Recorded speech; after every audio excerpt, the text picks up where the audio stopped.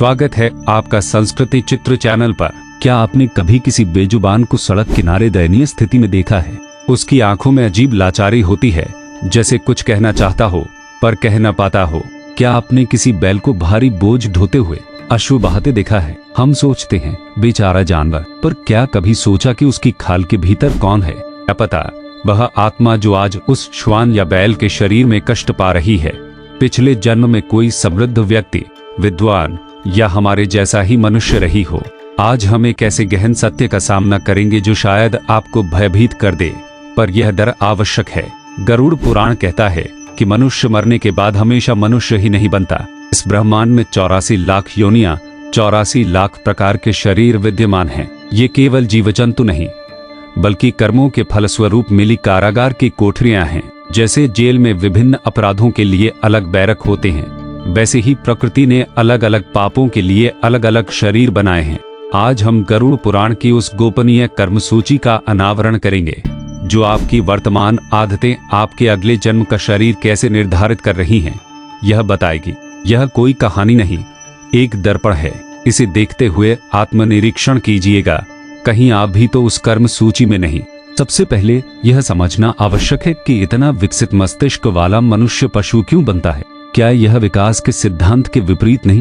विज्ञान क्रमिक विकास की बात करता है, पर गरुड़ पुराण मनुष्य से पशु बनने की बात क्यों कहता है? इसे समझने के लिए हमें चेतना का विज्ञान जानना होगा। हमारे ऋषियों ने हजारों वर्ष पूर्व एक सत्य खोजा था, जिसे आज आधुनिक मनोविज्ञान भी मानता है, अंतमति सुगति। इसका अर्थ है कि मृत्यु के क्षण मन में जो विचार, वासना, आदतें सर्वाधिक हावी होती हैं, अगला शरीर वैसा ही मिलता है। प्रकृति अत्यंत न्यायप्रिय है, वह आपको वही देती है जो आप मांगते हैं।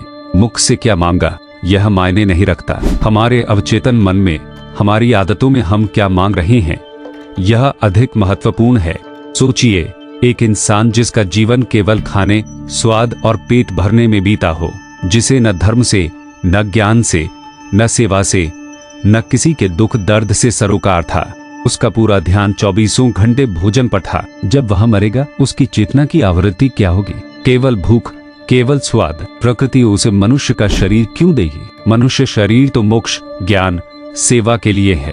प्रकृति कहेगी तुम्हें सिर्फ खाना पसंद है तो लो ऐसा शरीर जहां तुम दिन भर खा सको। उसे शुकर, सूअर या ऐसे जानवर का शरीर मिलता है जिसका जीवन गंदगी खाने के इर्द गिर्द घूमता है।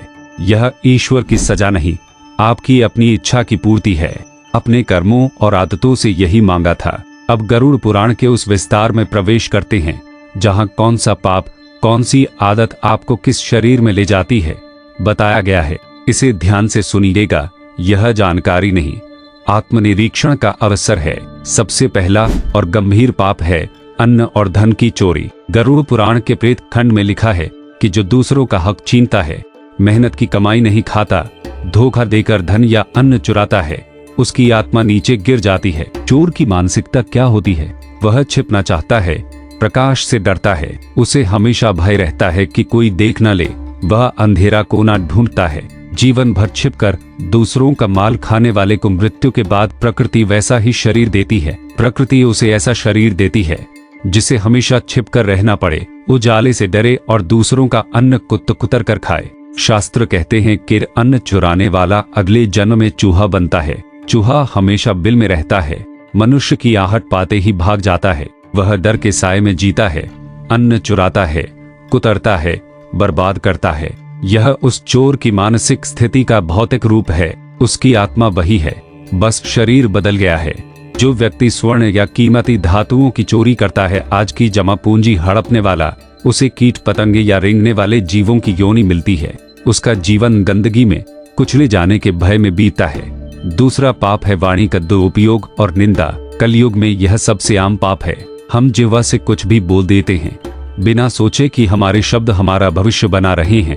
अपमान करना, गुरु को अपशब्द कहना या पीठ पीछे चुगली करना। गरुड़ पुराण कहता है कि जो अपने गुरु की निंदा करता है, वेदों का उपहास करता है या बिना वजह दूसरों पर चिल्लाता है, उसका अगला जन्म श्वान कुत्ते के रूप में होता है। श्वान कारण भौंकता है, समझ नहीं होती कि सामने कौन है। उसका काम है शोर मचाना, डराना। जिसने जीवन भर वाणी का इस्तेमाल भौंकने या निंदा करने में किया, प्रकृति उसे श्वान शरीर देती है। वारा श्वान बिना वजह भौंकते हैं, मार खाते हैं, दुत्कारे जाते हैं। यह उन आत्माओं की पीड़ा है जिन्होंने वाणी का सही इस्तेमाल नहीं किया। अब वे कुछ कहना चाहते हैं पर केवल शोर निकलता है, कोई नहीं सुनता। अगर आपको यह कथा पसंद आई तो चैनल संस्कृति चित्र को जरूर सब्सक्राइब करें और बेल आइकन दबाएं।